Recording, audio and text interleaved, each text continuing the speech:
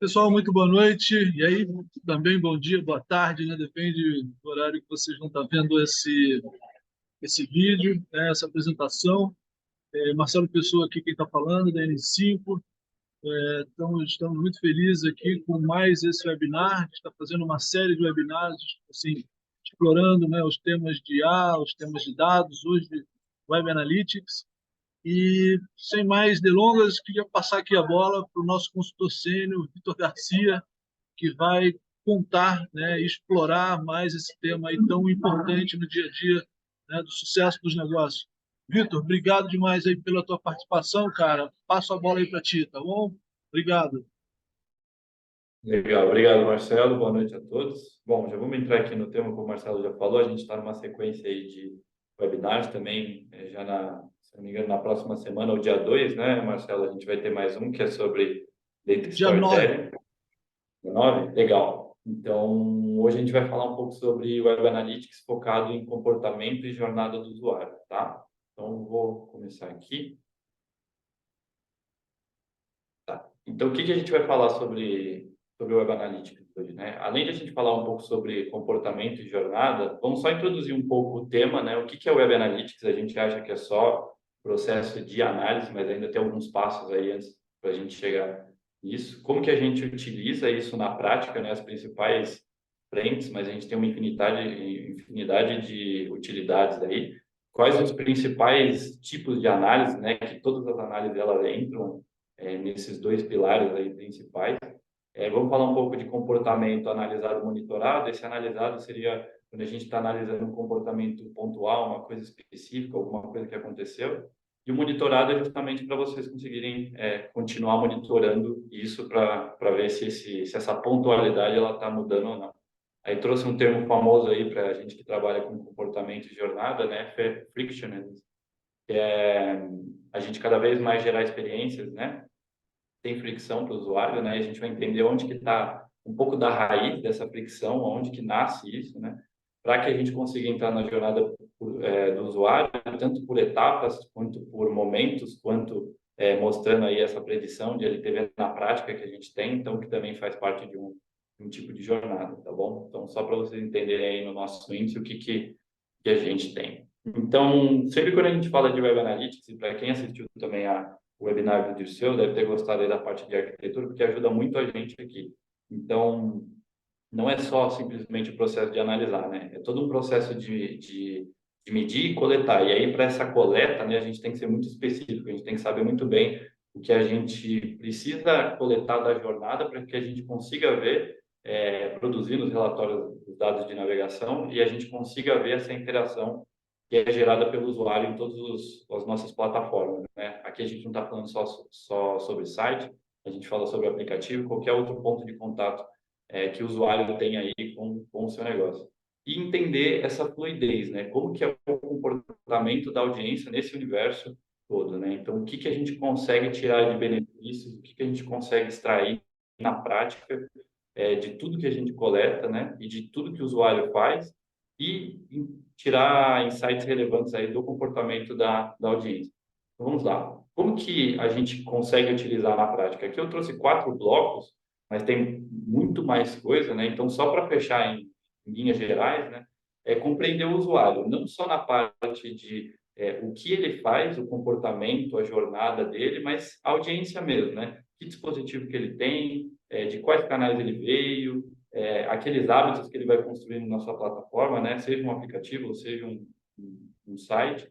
Então, entender um pouco dele, até aspectos demográficos que a gente consegue captar nessas plataformas, é importante a gente avaliar tudo com um viés olhando 360 aí para o usuário, o máximo de coleta que a gente consegue ver dele. Na prática, o que consegue ajudar a gente? A gente consegue aprimorar muita estratégia de marketing, né? Então a gente consegue ver ali na vírgula a eficácia das nossas campanhas, otimizar funil de vendas, né? Então a gente consegue fazer muitas ações aí de CRO, então a gente consegue ver na vírgula ali o que está acontecendo para o abandono do funil de vendas e também para o prosseguimento dele, onde estão os pontos de sucesso, onde estão os pontos chaves aí para a gente melhorar. E o retorno sobre investimento, que é o mais importante. Então, hoje, quando a gente aloca uma verba de marketing, né, em estratégias digitais e com essas plataformas, né, com o Web Analytics, a gente consegue avaliar exatamente o retorno de tudo isso.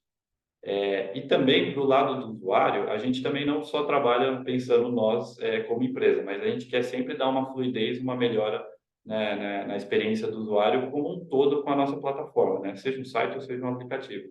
Então, a gente consegue identificar problemas de navegação, né? O que está acontecendo, o que está frustrando esse usuário, por que ele está parando em alguma etapa, o que eu posso melhorar, até da parte de conteúdo. Então, a gente consegue otimizar esses conteúdos para serem mais relevantes aí para a experiência do usuário, né? Para que a gente consiga também ajudar ele na parte de conteúdo, que seja coisa rica, né? Conteúdos relevantes. E aí, quando a gente entra na parte de análise mesmo, como que a gente faz essas análises, né? Que são dois grandes blocos, né? A gente tem as análises descritivas e preditivas, né? Aí eu vou entrar um pouco mais no detalhe do que quer dizer isso, mas principalmente, né? A gente usa esses dados de navegação muito para ver o que aconteceu no passado, para analisar resultado, enfim, mas também a gente usa esses dados do passado para prever comportamento futuro, né? Para antecipar necessidade, personalização, otimização de jornada. Então, na medida que eu for explorando algumas dessas análises, se vocês sentirem vontade de perguntar alguma coisa, podem ir comentando. E eu trouxe alguns exemplos aqui, né? A gente não teria tempo para trazer vários exemplos que a gente já teve aqui com vários clientes também. Mas vou começando aqui pelos tipos de análise, então, em linhas macros, né? Então, sempre quando a gente está fazendo algumas análises, a gente cai em duas análises, dois blocos de análise principal. O que é a análise descritiva? Nada mais é do que um deep dive. Quando a gente faz um simples resumo ali, o que aconteceu no passado, por que os nossos acessos estão caindo, por que a nossa conversão está caindo, o que aconteceu nessa página, os usuários pararam de navegar nessa página, estão buscando mais, estão acessando muito o chat. Então, a gente começa a entender algumas coisas pontuais. Então, o que aconteceu? A gente emite o nosso relatório de campanha. Então, a gente começa a entender o histórico. O que aconteceu para ter alguns daqueles resultados. A análise preditiva também utiliza essa análise histórica, mas a gente utiliza muito para projetar o futuro, que a gente vai mostrar até lá na frente, usando modelagem estatística, né? Então, e também inteligência artificial. Mas como que a gente pode usar dessas análises passadas e do comportamento do usuário para que a gente tenha input para a modelagem estatística, né? Então, aí a gente começa a abrir um leque com os dados de navegação muito maior, que a gente não só analisa, e a gente consegue tomar ações com esses dados também. Então, vamos lá. Eu acho que, para quem trabalha com Web Analytics e também quem vive essa vida, não só de quem executa as análises, mas de quem pede as análises, uma das mais comuns aqui é por que nossos acessos de conversões estão caindo, né? O que está acontecendo? Essas são as duas perguntas mais clássicas aí. A gente pode ter N razões, também não cabe só o que eu coloquei aqui, mas só para abrir um pouco do leque de como começar a fazer esse deep dive, como começar a entender esses pontos aí que podem estar ocasionando essa queda de acesso e de conversões. Então, um dos principais ali, quando a gente já vê que tem algum problema de acesso e conversão, a gente tem que ver os canais de entrada. Seja ele um canal pago, seja ele um canal orgânico, né? Seja um direto, seja um referral, que o referral, eles são sites que jogam tráfego para dentro da nossa plataforma, né? A gente pode ter algum problema na campanha, a gente pode ter algum problema na oferta, às vezes mudou alguma coisa, né? Então, aquela campanha não está performando mais, alguma coisa não está entregando. Então, tem que ver os canais de origem, que são as principais portas de entrada aí que o usuário tem para chegar nas nossas plataformas. Às vezes, o problema ele não está diretamente no canal, mas ele está na porta de entrada. Então, é essa página ou a tela de entrada. Pode ter algum problema de carregamento, pode ter alguma indisponibilidade, tem N fatores que podem ocasionar, às vezes, uma ruptura aí dessa página ou dessa tela. Tem que investigar e sempre monitorar para ver o que pode estar acontecendo. Outros pontos aí que talvez influenciem mais numa queda de conversão do que numa queda de acesso é disponibilidade. Então, se às vezes a gente está falando até de uma plataforma financeira ou de um e-commerce, se a gente tem um gatilho ali de falta de estoque, ou se o usuário ele tem uma plataforma que ele está fazendo uma simulação ou alguma cotação, e a gente tem que, na verdade, monitorar se esses bloqueios estão acontecendo. Então, se ele está realmente, de fato, conseguindo simular o que ele queria, se ele está conseguindo fazer a cotação, ele visualiza ali toda a disponibilidade que ele precisa para executar a conversão. Então, disponibilidade é um ponto muito importante que às vezes a gente vê no funil de vendas, às vezes o pessoal negligenciando. É claro que a jornada do sucesso é a mais importante, mas é importante mapear os bloqueios também.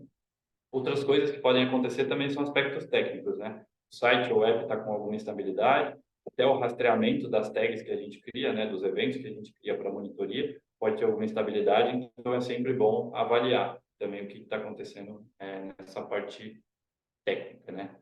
E aí tem a parte de usabilidade que já vai entrando ali, influenciando diretamente também uma parte do comportamento do usuário para a conversão também. Então, se a usabilidade não tiver 100%, não tiver agradável, né, não tiver responsiva, a velocidade está muito diferente do que aquele usuário também está acostumado, ele pode sair, né? Então, ele pode, às vezes, até venha a não visitar mais o site, não visitar mais o app, ou ele para mesmo, não, às vezes, se ele está indo para uma ação de conversão, ele acaba não convertendo. E também podem existir fatores aí da concorrência, que a concorrência mudou alguma coisa na estratégia e tem a sua audiência que estava vindo para você, está indo para outro, né? Está vindo para essa plataforma do seu concorrente. Ele pode ter feito uma melhora na proposta de valor, ele pode estar com alguma oferta nova, mas é sempre bom também monitorar se você não está perdendo esse tráfego por conta da sua concorrência, né? Às vezes a gente olha muito para dentro da nossa plataforma só, mas pode ter alguma coisa acontecendo fora do mercado, tá bom? Continuando, quando a gente também está falando de análise descritiva, algumas situações que mais acontecem também, mesmo a gente colocando o usuário sempre no centro, que a gente sempre quer analisar o comportamento dele, às vezes a gente tem que analisar as zonas, né? As zonas do site, as zonas do aplicativo para ver o que está acontecendo. Então, o que a gente pode analisar, né? Que são as variáveis mais clássicas quando elas aparecem aí para a gente. Que é para ver se o usuário, se ele está chegando até o fim da página, até o fim da tela, que são os scrolls, né? Quanto tempo esse usuário está gastando, né, nessa página, se é uma página de conteúdo, qual que é o tempo médio que ele deveria gastar para conseguir ler com qualidade todo esse conteúdo, o tempo médio que ele precisa ficar numa página de conversão também para seguir ou voltar. Se dentro dessa página ele faz muito das buscas internas, né, que são aquelas buscas no site, se ele está procurando um produto, ou se ele está procurando um serviço, e se ele já estava naquele comportamento da jornada, se essa página, né, na verdade, ela está disparando muito essas tags, né? Se muita gente está buscando alguma coisa dentro dessa página, quais são os termos que eles estão buscando? O que está causando de dúvida, né? E aí também tem vários outros eventos aí que a gente pode monitorar numa página, mas até o chat, né? Então, de repente, dentro de uma jornada ou dentro de uma página específica, o usuário ele teve alguma dúvida, ele está com algum ponto ali de dúvida, ele pode abrir o chat, falar com alguma pessoa do atendimento, ele está tentando fazer alguma transação, está tentando fazer alguma transferência e está dando algum problema. Às vezes pode ser até relacionado a algum período do dia específico, né? Tem muitas dessas variáveis aí que podem acontecer. E aí, aqui a gente está falando assim de comportamento pontual. Então, a gente está olhando uma página, a gente analisa uma vez, isso aqui está acontecendo muito, isso aqui não está acontecendo. Mas o mais importante disso é que na criação desses relatórios, nas visões que vocês tenham, né, para essas análises descritivas, é importante que vocês criem visões para monitorar. Então, sempre que a gente está avaliando, trouxe aqui um exemplo clássico, na verdade, de jogo, ao longo do tempo, como que está mudando essa navegabilidade da página? As pessoas ainda continuam indo até metade da página? A maioria das pessoas está indo até metade da página? Não, o que mudou em alguma determinada semana pode ter impactado em toda essa navegação. Então, para todas essas variáveis, quando vocês estão fazendo alguma análise descritiva, não tenham só o hábito de analisar pontualmente, porque pode mudar, o comportamento muda, principalmente se o usuário ele interage muito com a sua plataforma. Imagina se você tem você é de uma empresa de um app financeiro, né? Na medida que o usuário ele vai evoluindo a relação com você nessa plataforma, com a plataforma, ele vai construindo hábitos e o tempo médio dele vai diminuindo. Ele não navega tanto para algumas zonas que ele navegava antes, né? Ele explorou, ele teve um momento exploratório no começo, depois a navegação ela vai ficando mais direta e objetiva. Então esse tempo, né, como se fosse um hábito, como se fosse uma construção de hábito, esses tempos, essa navegabilidade, ela pode diminuir, né? É importante que vocês monitorem isso daqui também, para ver o que está acontecendo. Bom, quando a gente também fala de análise descritiva e voltando também para algumas visões de página, a gente tem algumas técnicas, né? Uma delas aí é o mapa de calor, muito conhecida, mas a gente tem três vertentes aí. Tem até mais, mas os mais utilizados hoje são esses, né? Então, dentro de uma página, a gente pode fazer que a gente chama de heat map, né, um mapa de calor, voltado para click map, né? E a gente sabe que dentro das outras ferramentas de analytics, a gente consegue coletar esses cliques, né? Se o usuário está clicando em algum botão específico, se ele está clicando no header, se ele está clicando no banner, o que for. O problema é que a gente não consegue pegar algum tipo de comportamento dentro da coleta tradicional. Então, esse heatmap ele consegue pegar o que a gente chama de rage click, né? É como se fosse quando o usuário está estressando um botão ou ele está clicando em algum elemento que ele não é clicável. Então, a gente começa a entender que o usuário não entendeu, né? Que ele está entendendo de um jeito diferente do que a gente projetou o site e a gente consegue corrigir. Então, ele dá uma visão da tela como ela é e o que ele entende, né? E não só os elementos que a gente consegue taguear, não só os eventos que a gente consegue taguear. Então, ela ajuda muito para a gente ter esse tipo de análise, não só de zona do site, mas para ver se a gente está estressando o comportamento. E aí eu vou falar um pouco também de experiência com fricção e tenho isso aqui em mente, porque ajuda muito, né? Conecta muito com isso aqui. Outro tipo de heatmap, né, que a gente tem, que são o movimento do mouse, né? Muita gente também, durante uma leitura, durante uma navegação, ele usa muito o cursor do mouse para ir para um lado e para o outro. Ou só a movimentação do mouse antes de clicar, né? Então, a gente consegue ver essas zonas mais térmicas, né? Até o exemplo dessa página, a gente vê que ele é mais colorido, né? Porque o mouse ele vai se movimentando e tudo, e a gente consegue ver essas zonas aí mais de... A gente coloca atenção, entre aspas, porque isso depende do comportamento de cada um. Tem gente que tem esse hábito de movimentar o mouse. Eu já fiz várias análises que não predizia um comportamento. Ele está ali mais naquela zona porque aquela zona interessa mais ele. Era só uma zona de descanso, né? Às vezes isso também pega um pouco, enviesa um pouco as análises. Então, é até uma recomendação de ter um pouco de cautela aí nessas visões.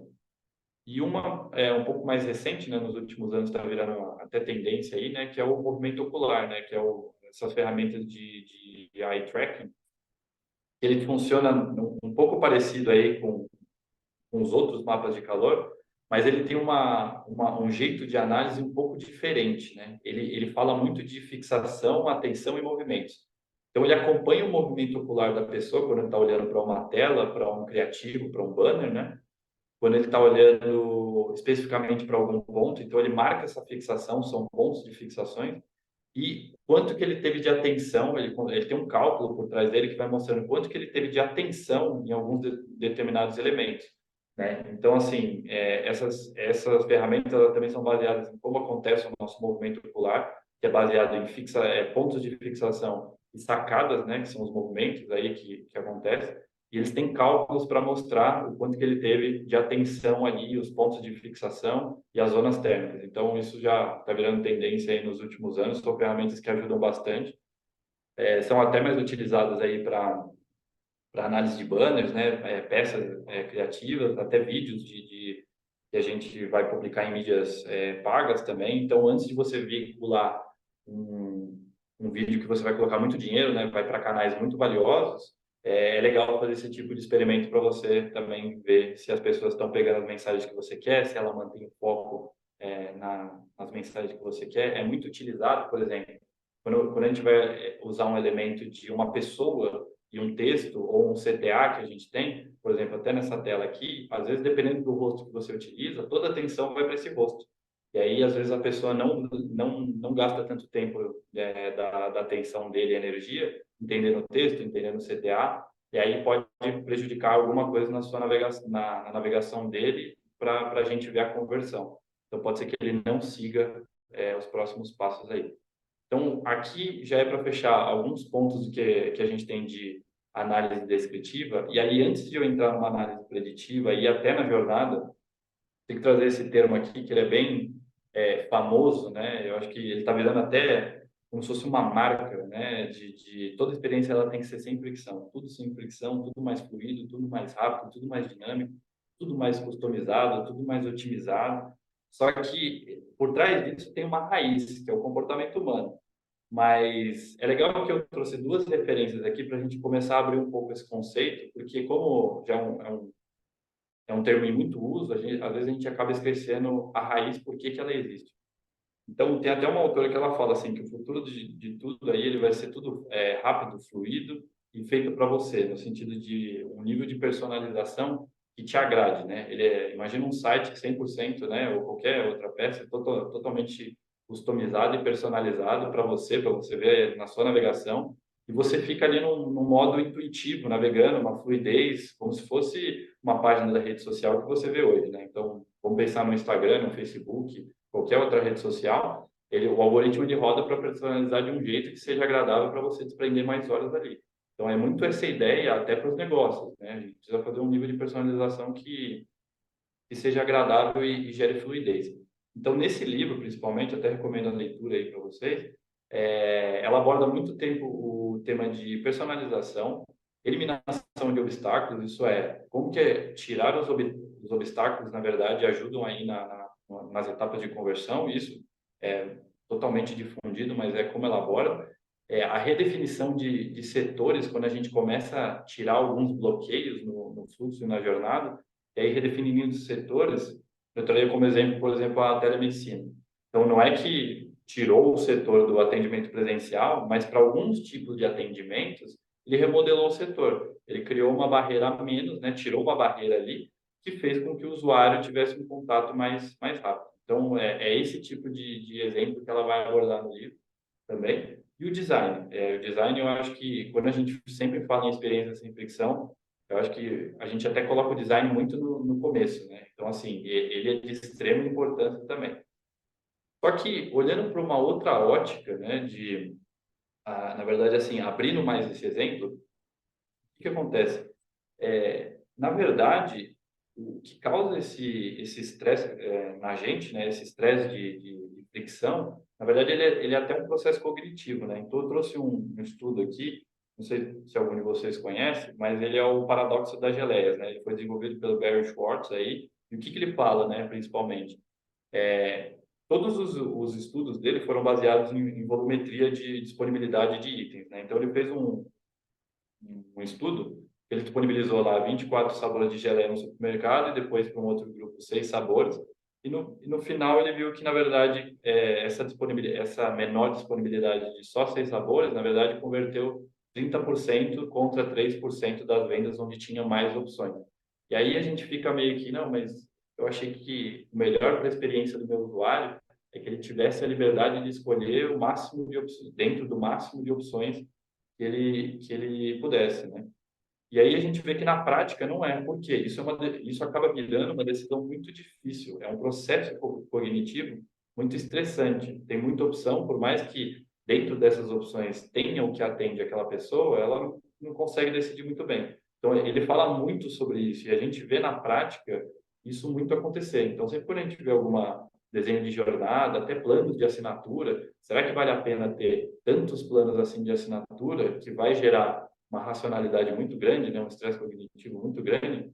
Então, assim, quando a gente traz esses exemplos, a gente está preocupado com a tomada de decisão do usuário. Primeiro, para que ela seja fluida, que ele faça o que ele tem a intenção de ele fazer. E para que ele não chegue ali naquele ponto, ele tenha uma racionalidade extrema e aquilo bloqueie ele, né? Pare a conversão dele. E aí eu vou trazer um exemplo um pouco mais fundo, por que que isso acontece. Não sei também, caso algum de vocês já tenha lido aí esse livro do Rápido e Devagar, o Kahneman ele aborda principalmente aí dois pilares aí do sistema mental que a gente tem, né? Então, dentro da nossa mente, o nosso cérebro, como que ele opera, né? Então, 95% do tempo, por uma questão de economia de energia, o nosso corpo ele já é intuitivo, o nosso cérebro, para que ele haja de uma forma mais intuitiva, mais instintiva, né? Mais um pouco mais inconsciente, mais rápido.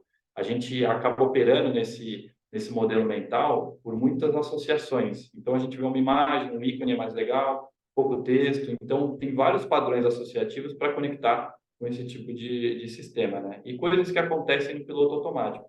Então todo o hábito que a gente aprende e, e aquilo fica fluido, vai virando o nosso piloto automático, né? Uma vez que a gente racionalizou sobre ele, depois ele vai ficando no piloto automático.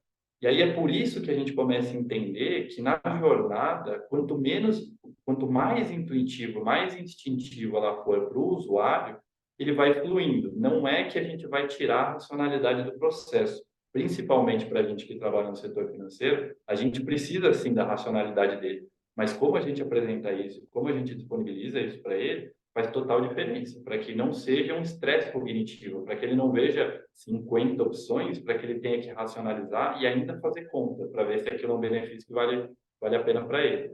Por quê? Porque esse nosso sistema 2, que é o pensamento racional, ele toma 5% ali do controle, porque é uma área muito rica do nosso cérebro, ele consome muita energia do nosso corpo. Então, o que que acontece? Ele toma muito esforço, ele é lento, ele é um pouco mais, ele é mais lógico, ele é racional, e aí ele pode ser indeciso, né? E aí, numa fluidez da conversão, de uma jornada, que a gente queira que ele realmente concretize o que ele veio fazer, pode gerar um pouco de, vamos dizer assim, um pouco de bloqueios, né? E claro que no momento exploratório do usuário é importante que ele tenha essa racionalidade para ele escolher, ele faz comparações, não tem como a gente fugir disso. Mas num determinado ponto da jornada é importante que ele não super racionalize, né? Então, quando a gente fala sobre sistema 1 e sistema 2, não é que a gente tira a racionalidade, mas é que a gente diminua cada vez mais o estresse cognitivo para que ele prossiga, né? Então, basicamente, são esses conceitos aí que quando a gente fala de uma jornada sem fricção, que é um ponto que às vezes eu estresso bastante quando a gente fala de Web Analytics, porque às vezes a gente olha muito para o número e esquece de avaliar o comportamento, porque que o usuário abandonou. E abandonou porque ele estava gastando muito tempo, ele estava clicando num elemento que não era clicado. Ele tentou fazer uma transferência que não carregava a página. Então, assim, o estresse cognitivo impede o usuário de fazer inúmeras coisas. E aí a gente acaba negligenciando um pouco isso. Então, só para trazer, é legal também, por mais que vocês não lembrem dos conceitos, sistema 1, sistema 2, mas pensa que 5% está para cima, né, como se fosse um iceberg aí no modo consciente, no modo um pouco mais racional, e 95% está mais ali no subconsciente. E aí imagina um processo decisório onde 95% de você está olhando hábitos, crenças, medos, traumas, fobias, memórias, né, coisas automáticas, né? A gente quer resolver as coisas muito rápido para ter menos, para guardar mais energia. Então, sempre quando a gente vai entrar com um processo de venda, um processo de conversão, que a gente demanda a racionalidade do usuário, a gente precisa saber bem o que a gente vai colocar de elemento para ele pensar sobre aquilo e ainda assim a jornada ficar fluida, né? Então, são pontos aí só para a gente refletir na jornada do usuário.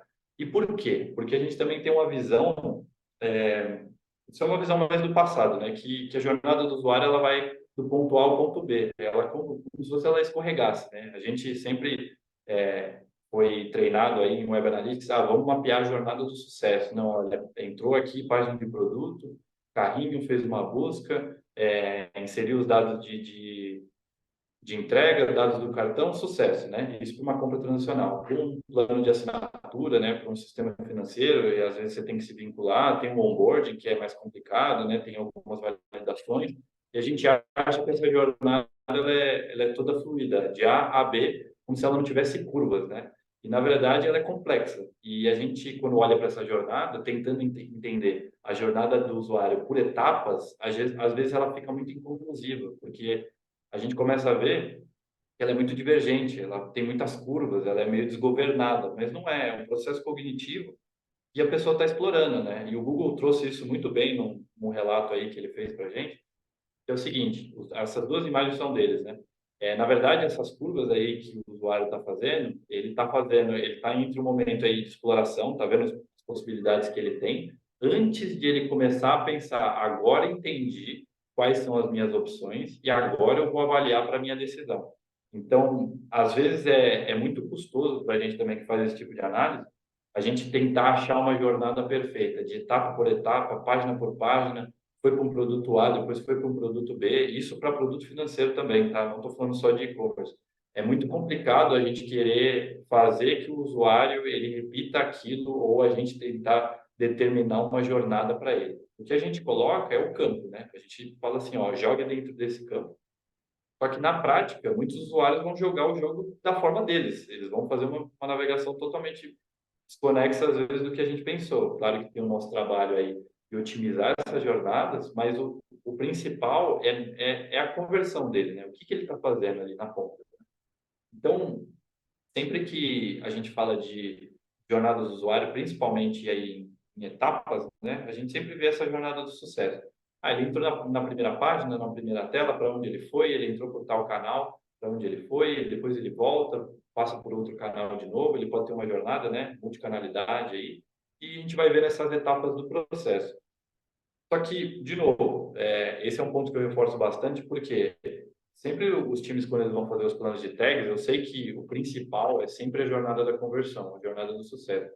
Só que é muito importante que não só olhe a continuidade, né, a fluidez de um processo de conversão de sucesso, mas principalmente os bloqueios, porque os bloqueios justamente estão refletindo fricções e as fricções estão gerando estresse nas pessoas, né? Esse ponto de fricção é só o que o usuário está externalizando de desconforto interno.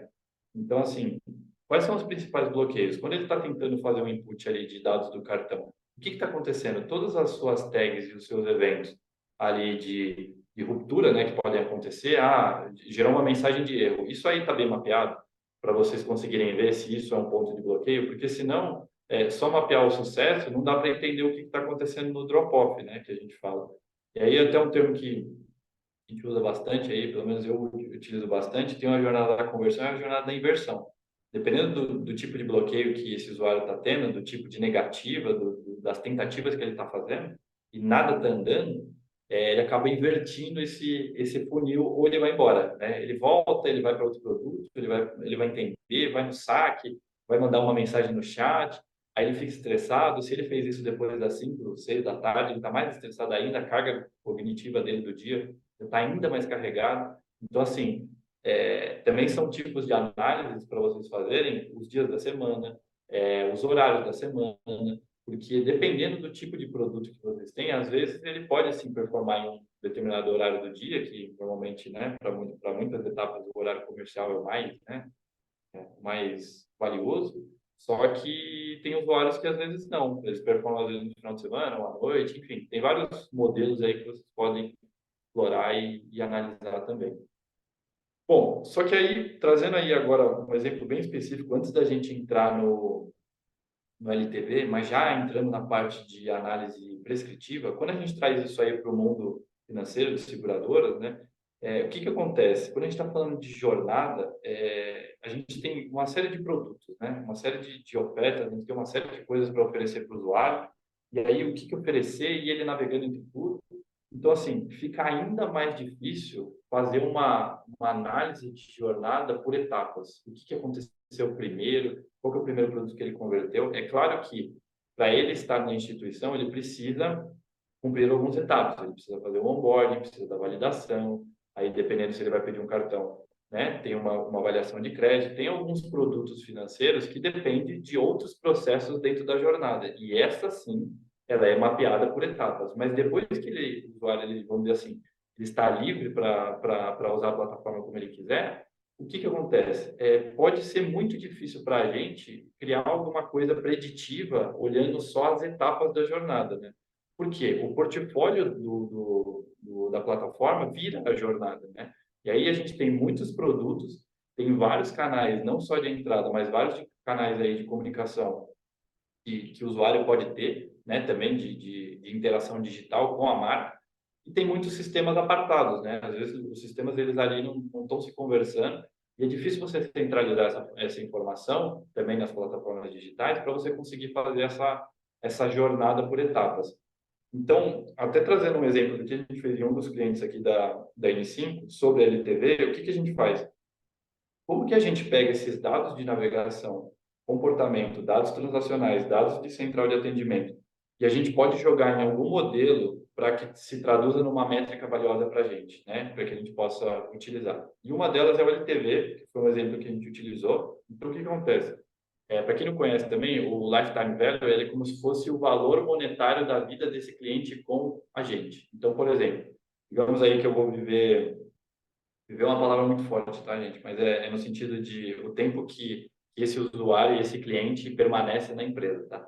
Então, digamos que ele vai permanecer, se a gente já tem um modelo rodando, ele vai permanecer 10 meses, digamos que a rentabilidade desse cliente é de R$ 10 ao mês, né? A margem de lucro que ele entrega é de R$ 10 ao mês. Então, a gente sabe que a vida monetária desse cliente é de R$ 100. Então, R$ 100, 10 meses, 10, é isso, R$ 100.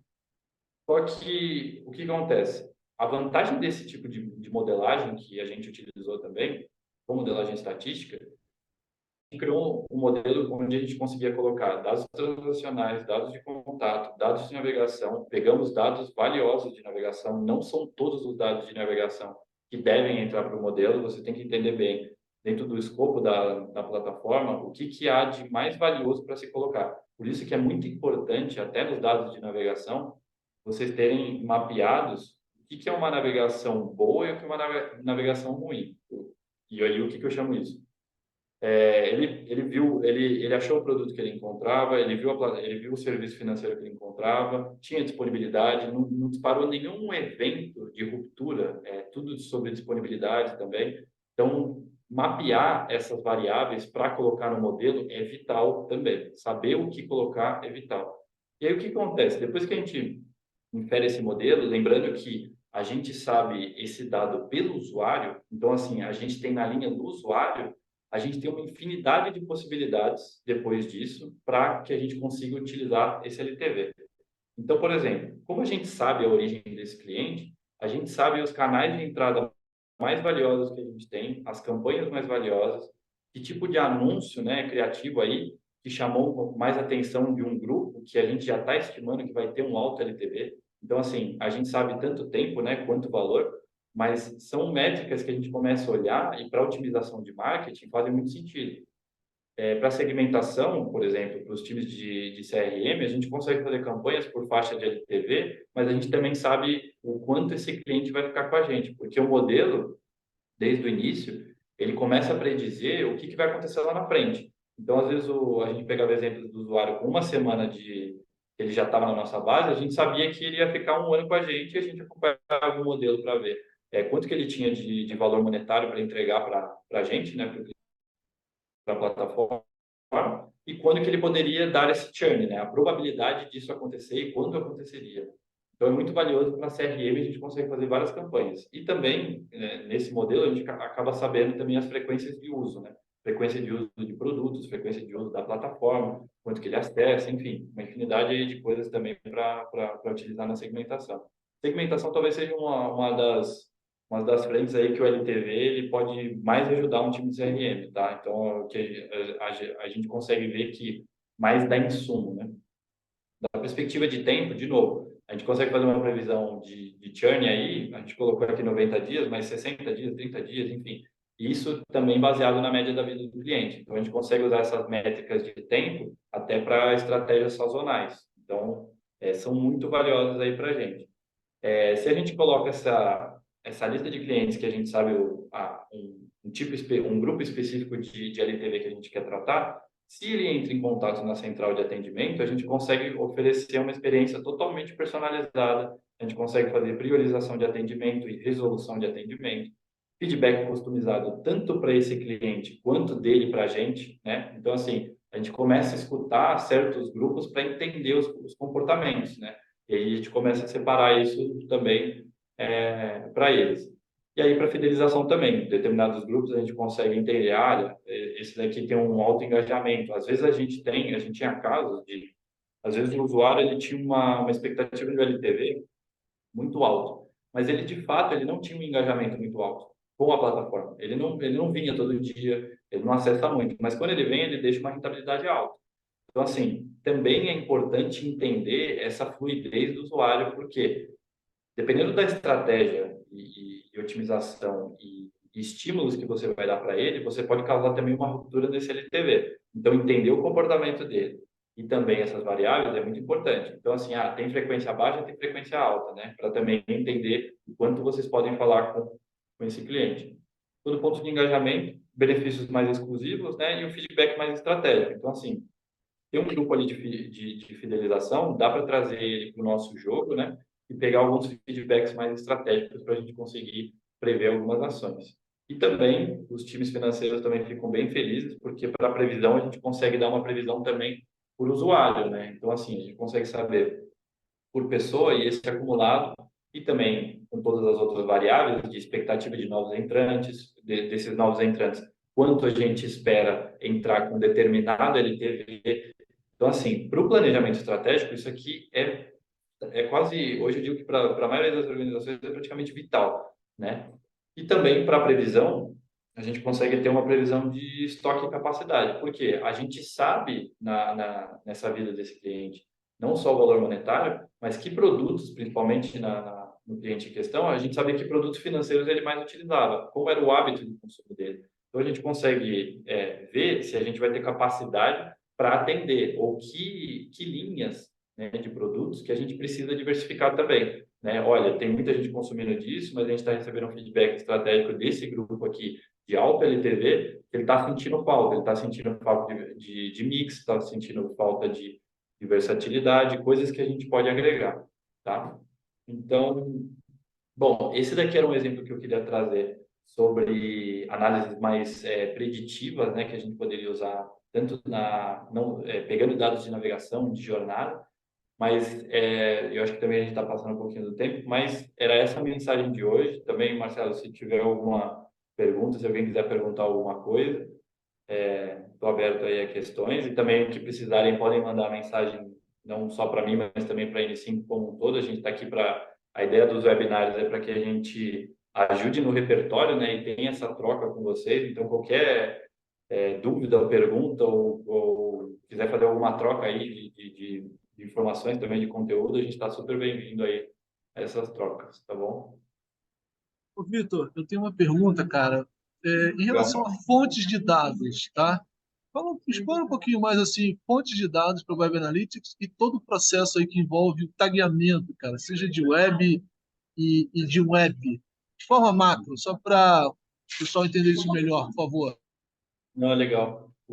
Até quem acompanhou aí o webinar do Disseu viu como é importante a gente ter uma arquitetura bem desenhada para que a gente consiga receber esses dados, né? Existem formas aí de a gente fazer o tagueamento hoje, a gente faz tagueamento pelo front, existe o tagueamento pelo back-end, né?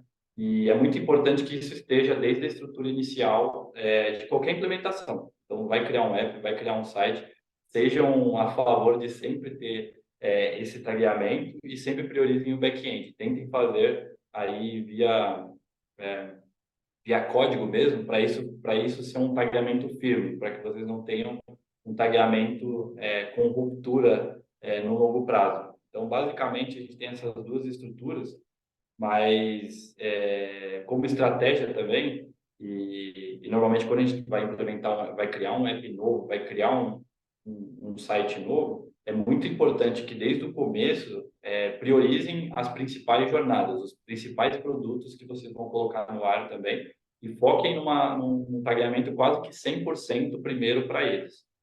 Porque é muito difícil sair com todo o tagueamento 100% desde o início da vida da empresa. É extremamente complicado, extremamente oneroso. Culturalmente, né, a gente tem ainda essa dificuldade. Então, assim, como recomendação sempre back-end, né, tenta fazer um pagamento ali pelo back-end e mapeie bem essas primeiras jornadas, vamos dizer assim, vitais ou de sucesso para que você consiga mapear, principalmente, talvez, aí, os produtos que você vai colocar a oferta no mercado. Então, que você vai fazer divulgação no Google, divulgação no Facebook, Meta, né?